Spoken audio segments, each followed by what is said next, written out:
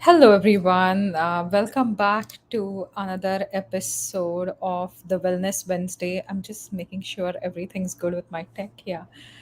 So it's lovely to be back and discuss a topic that is extremely important in today's world. And this is something that forms like one of the main components of my practice, right? Like food sensitivities, food allergies. We're going to be discussing different things today, and we have already discussed, the difference between food allergies, sensitivities, as well as food intolerances in the last video. So if you haven't checked out that video, you can go back to the video and take a look at it while we discuss more about how to test for allergies, how to test for sensitivities, how to test for intolerances in today's video. So that's the topic for today. Um, and we'll be discussing that, right? So, what the first thing I wanted to get started with is discuss like why test for allergies and tolerances, sensitivities, right? Like, why is it the number one thing? Why do I recommend getting tested for sensitivities or understanding what you're eating? Because why do I recommend that, right? Or why do I recommend, are you reacting to certain foods, right? So if you are someone who has worked with me, you will know that I primarily focus on foods, right? And it is because food is something you are going to eat every single day of your life. You're not going to be avoiding food ever, right? You can live without your supplements, you can live without taking anything else, vitamins, minerals. But if you stop eating food, you are not going to survive, right?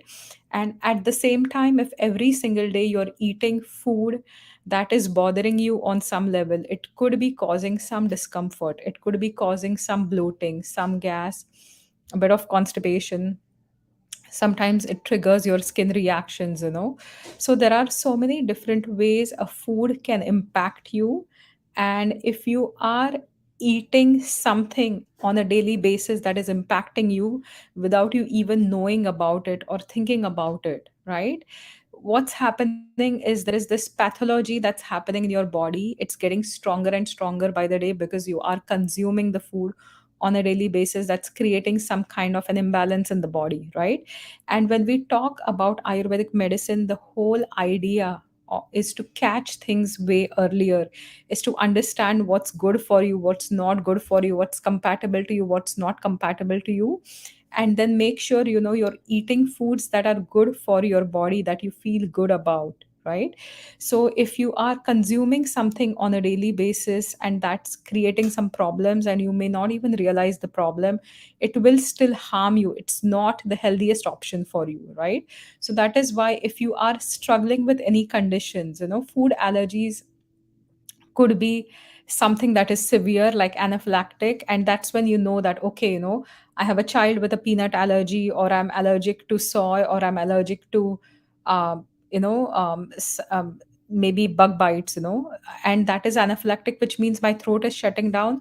Only then are these taken seriously, right? So only then will you walk with an epipen and make sure you're going to avoid everything. But when it comes to food sensitivities or intolerances, because there is not much immune system, your throat is not going to shut down. You may get discomfort with your stomach, you may have skin irritation, you may have eczema, which is resulting from that skin inflammation, but you may not think it's serious enough to avoid the food, right? And you will continue to eat the food on a daily basis, and that will continue to harm your body.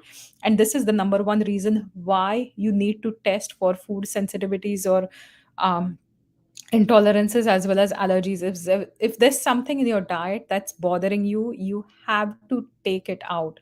Is the number one rule of Ayurveda is Nidan Parivarjan. So whatever you're eating that is the causative factor, that is creating inflammation, that is creating any irritation, has to be taken out, right? And in today's world, because we are so disconnected with our bodies, right? We are operating from our head. You're constantly thinking about something, worrying about something, thinking about the next thing to do, the next plan to make, right? But you have no idea what's going on with the body. And that is one of the reasons why when I see clients one on one, I will ask them about bloating, gas, constipation, and the duration of it. A lot of the times there is no answer for it. Oh, maybe a month, oh, maybe 5 months, or maybe a few years, right? So because you have chosen to live with all these symptoms, with all the signs of your body not functioning optimally, you're blaming it on your age, you're blaming it on different factors, but in fact it could be something you're eating that is bothering you. I want to say a quick hi to Alka Ayurved, and the Cutting Rose has joined us as well. We are discussing about food allergies, sensitivities, intolerances, how to test for those. So the number one thing is always get tested, right? If you are in doubt, if you are not sure where your symptoms are coming from, if you have been diagnosed with nothing yet, you have gone to your doctors and they're like, oh, it's nothing, just forget about it, right? But if you are struggling with even acid reflux, or joint pain, or digestive related symptoms, or skin related conditions, eczema, or even mood related conditions like anxiety, depression, for which there is no cause, no life event, no family history, that is the time you need to get a food sensitivity or an allergy testing. So number one thing to do is, everybody who's watching this, please be mindful of what you're eating. Please try to understand if what you're eating is reacting, and I would get tested if you are having significant symptoms for which you have not found any answers. And often when I test for food sensitivities in my practice, I will be able to give clear answers that, okay, this is why this is happening, this is the reason you're consuming this, and that is why you are having bloating or gas or constipation or whatever it is, right? So it's about finding answers for your health, right? Now there are different ways to test for it, and this is where things start getting very interesting. So the three ways I'm going to discuss are: one is the IgE, right? So there are blood tests done when you go to your doctors, and an allergist, a mainstream allergy doctor, is going to do a pinprick test either on your back or your forearm, right? And they will test for antibodies, and they will look for specifically IgE related antibodies, which will talk about a significant immune reaction. And if it is an IgE reaction, then it is a food allergy, right? So a lot of the times, my clients would go for this test and they come back as negative. It will show up as maybe some environmental factors like cat hair, dog hair, pollen. Just an example, I saw a client today, and she knew she was reacting to birch pollen. She knew she was reacting to, dust mites, but she had no idea about foods, and she was living with joint pain on a daily basis, right? So when we started testing, so she was not allergic to wheat or dairy or anything like that, right? But she was allergic to the pollen, and she was allergic to dust mites, right? So that's what her test revealed. So in that test, the IgE, you're looking for actual allergies, right? Where your immune system is creating antibodies, and the antibodies then traverse to the food complex, and that's where you can test for it. Now the second is one of the other common ones that you will probably do at a naturopath. Most naturopaths or natural practitioners, even I can kind of get those tests for you. That's called the IgG antibodies, right? So when it comes to food, the immunoglobulin G antibodies are very common. And a lot of the times when you go for a blood test, they'll take either a tiny drop of your blood, or they'll draw some blood and then they'll send it to the lab. And that is when they will start testing for the IgG antibodies that are more connected with food sensitivities, right? So again, there you'll receive like a big panel of, is it soy, is it corn, is it casein, is it whey, what you're reacting to. So that's another method. I'm gonna say quick hi to Amruta's here.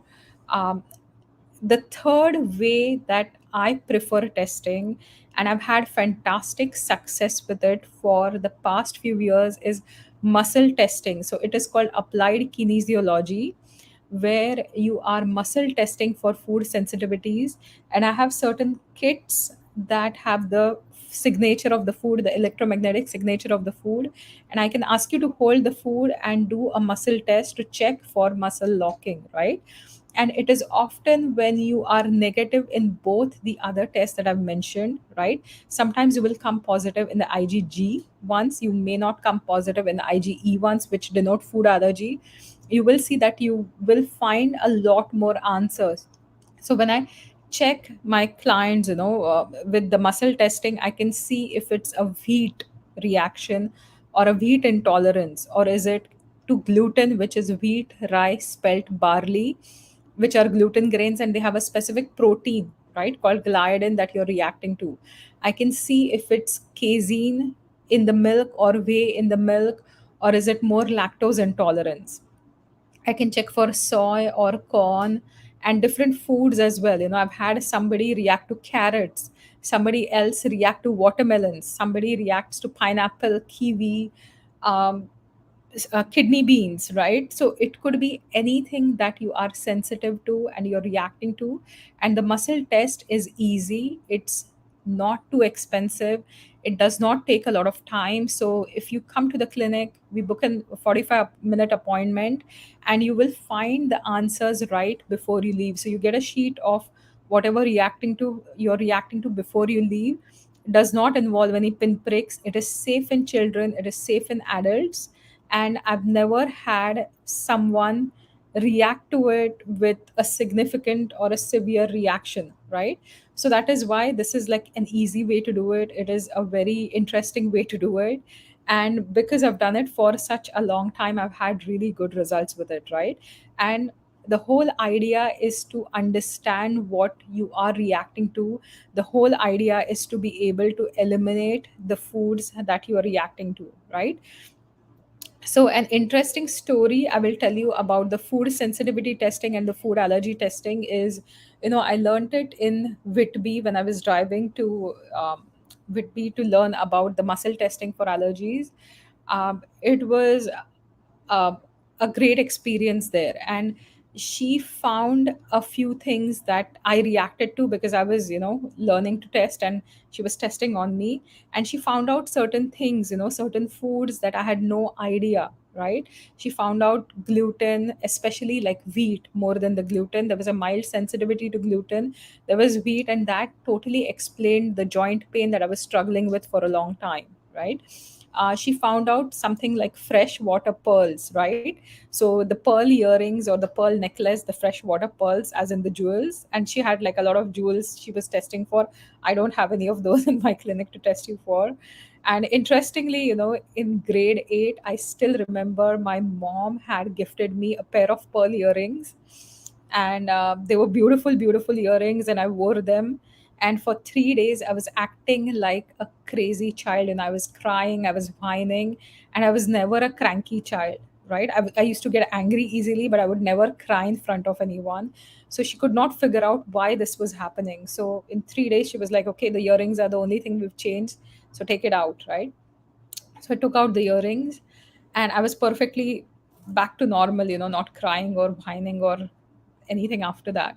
And in Whitby in the year 2016, 15, I think, when I went for the learning the test, and when the organizer who was, teaching me about how to do the testing, she found pearl as one of the things I reacted to, right?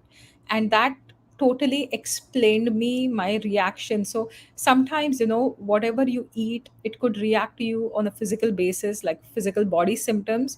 Sometimes it can also create issues on an emotional level, right? Where you could struggle with anxiety, where you struggle with low mood, right? Where you struggle with depression if there's no other cause for depression. And an example here is caffeine. Caffeine coffee is something that everybody drinks on a daily basis. But if you are someone who's struggling with a lot of anxiety, it's time to take a little step back and see if the caffeine is triggering the anxiety, right? Or caffeine is causing the anxiety. So this is something, that is of great value when it comes to understanding your own health and understanding your own responses to the food you're consuming on a daily basis, right? And if you haven't had the test done yet, I would highly encourage you, if you live in Sarnia, around Sarnia, Chatham, London, um, any places nearby, I'm more than happy to do the testing for you. If you are, I know a lot of you live in like Vancouver or in the US, I have an audience from all over. So if you haven't had the testing done, find a practitioner close to you and get the testing done, and that would give you a ton of information about the food you're eating and why certain things you're struggling with, and that will at least give you a causative factor for what's going on, right? So I am going to end this video here. If you don't have any other questions, if you do have some questions, I'm more than happy to answer the questions. So let me know what your thoughts are. Have you had the testing done? So I'm not seeing any comments here. I'm seeing like some likes and stuff. Yeah. So we are discussing about allergy testing, food sensitivity testing, muscle testing for allergies. That's the thing that I do. So definitely feel free to get in touch with me and book your test. And we can definitely discuss further on that. And if you are not like having any current symptoms right now, keep a diary, right? Keep a food diary. That's the one thing I tell everyone. It will help you understand what you're eating, right? Whether it's healthy, unhealthy, how it's impacting you. So it's a really great tool, and it costs nothing, maybe like $1 for the notebook, maybe like a dollar for the pen that you use, but it will give you tons of information about yourself, right? So this is where we will end today's talk. Thank you all for watching this live. If you know someone, one of your friends or family members is struggling with some health issues or symptoms, but they have not been able to find any answers for it, feel free to share this video with them. Ask them to check out food sensitivities or food testing or muscle testing for food sensitivities, and that will really help them find some answers to their health struggles. If you are also interested, next week I'm going to discuss all about milk protein intolerance, right? So lactose intolerance versus the milk protein intolerance, that's the topic for next week. And often, see, the food is not the enemy here, right? When we talk about food sensitivities, when we talk about food allergies, the food is not the enemy, right? It's the gut that has ceased to function well, right? So the best example I give is, if everybody eats poison, we all die, right? But if you eat bread and you're bloated, or if you eat dairy and your sinuses flare up, or you have to run to the washroom 10 times, right? Then it's your body's abnormal reaction because of the impaired gut function, right? And when we talk about impaired gut, something like probiotics can be beneficial, but is not the only factor, right? You have to look at the whole digestive tract, right from the mouth, then your stomach, then you have to look at your small intestinal secretions, you have to look at your pancreatic secretions, you have to look at the larger intestine, any good bad bacteria, what's the balance. So it goes a lot more in depth, right? So definitely that is something we will address if there are food sensitivities. And then we always focus on healing and rebalancing the gut, right? So we take the foods out for a little bit. You don't have to give up the foods for the rest of the life. I have my clients, we worked together for 6 months, 6 to 8 months, and we were able to reintroduce the foods back in, right, that they had to give up to get some relief. So that's the whole point. Glenna, what I'm going to do is, if you're watching this live, I will send you a message. I'll talk about my pricing as well, because there are a few options that I do. I can do the allergy testing by itself, or I call it the sensitivity testing by itself, or you can do an initial consultation, which includes the nutrition with the testing. So I will send you a message with the pricing, and feel free to message me, just send me a private message, or if you have more questions about this, and I'll be more than happy to answer those, right? So thank you for watching this live, and I will see you all soon in the next video next Wednesday at noon, and we will be discussing about milk intolerance and lactose intolerance. So I'll be talking about whey, casein, as well as lactose, and what exactly is it that you're struggling with, right? So thanks for watching this. Have a fantastic day. Bye for now. Perfect. Thank you, Glenna. So thanks for watching. I'll just give you a message